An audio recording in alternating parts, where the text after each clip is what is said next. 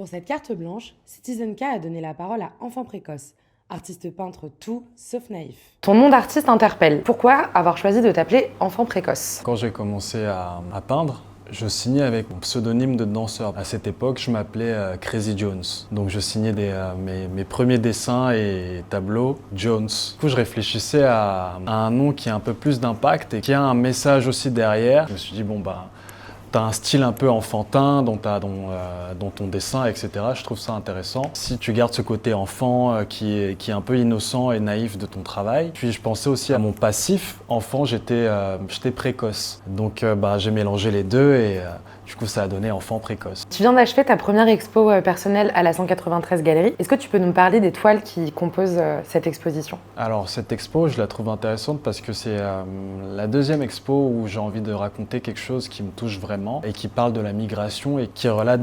plusieurs choses. Donc il y a plein de messages cachés dedans. Il y a une vingtaine de toiles. Donc quelques-unes que j'avais déjà fait il y a des années auparavant, donc ça fait de 2020 jusqu'à 2024. Cette série en fait raconte la migration comme moi je la vois, parce que je suis un enfant d'immigrés. Je suis arrivé en France à l'âge de 9 ans pour ma scolarité et c'est là que je découvre la France et la migration et le racisme, etc. Tout ça, en fait, mélange un peu l'oasis d'abondance, voilà. Justement, Oasis d'abondance, est-ce qu'on peut revenir sur le nom que tu as choisi pour cette exposition? Qu'est-ce que c'est l'Oasis d'abondance? L'oasis d'abondance est né comment? Pendant le Covid, on n'avait pas on était en couvre-feu, on était enfermés chez nous. La plupart des gens qui étaient dehors, c'était les minorités visibles, si on peut appeler ça comme ça. C'est comme ça que la société les appelle en tout cas. Moi j'appelle ça des Noirs, des Arabes, hein.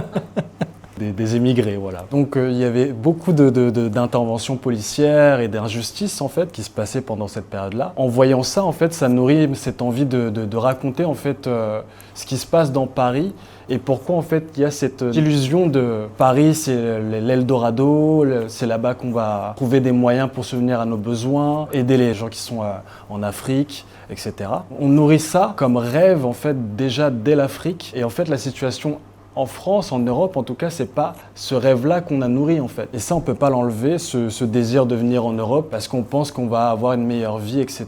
Au début, ça s'appelait Route vers le paradis. C'est un titre très évident qui raconte en fait ce désir-là de l'Europe, que j'ai changé à Oasis d'abondance, qui raconte en fait qu'un oasis, ça peut être un mirage. Là où on pense qu'il y a de l'abondance, c'est pas forcément ça. Ça a été inspiré de faits réels et de choses difficiles, mais je les raconte avec beaucoup de joie et beaucoup d'humour. Justement, tu disais que dans tes toiles, il y avait beaucoup de corps et de figures noires. Est-ce que tu penses que c'est quelque chose qui manque à l'art en général, ce discours d'une personne issue de l'immigration qui parle de ses semblables aussi? Quand j'ai commencé à peindre, je voulais pas me cataloguer comme artiste africain ou je suis un artiste tout court. Je raconte la peine des immigrés aux États-Unis ou la peine des immigrés en Chine, peu importe. Donc c'est la même peine et je pense que ce que je raconte par rapport à mes semblables ici, ça peut être entendu et compris chez un autre peuple, dans un autre continent, etc.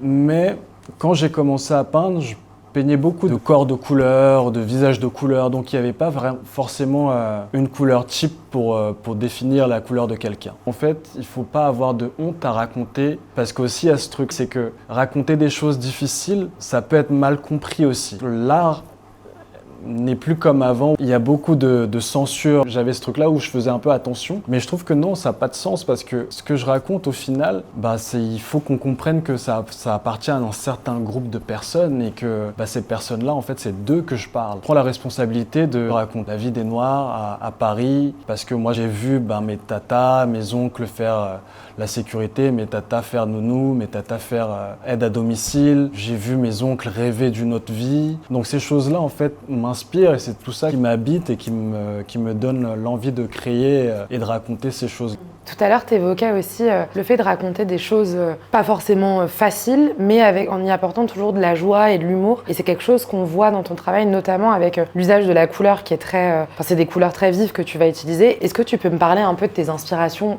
purement esthétiques? Je peins depuis 10 ans et je peins constamment. Et ma peinture, elle a commencé à changer justement à partir de 2017 où j'ai commencé à ajouter de la perspective, du décor, plus de détails. Dans mes tableaux, on va avoir beaucoup de détails liés à la mode. mode parce que c'est des choses auxquelles je suis constamment lié. Je collabore aussi avec des marques. Sinon, les inspi, le quotidien par rapport à...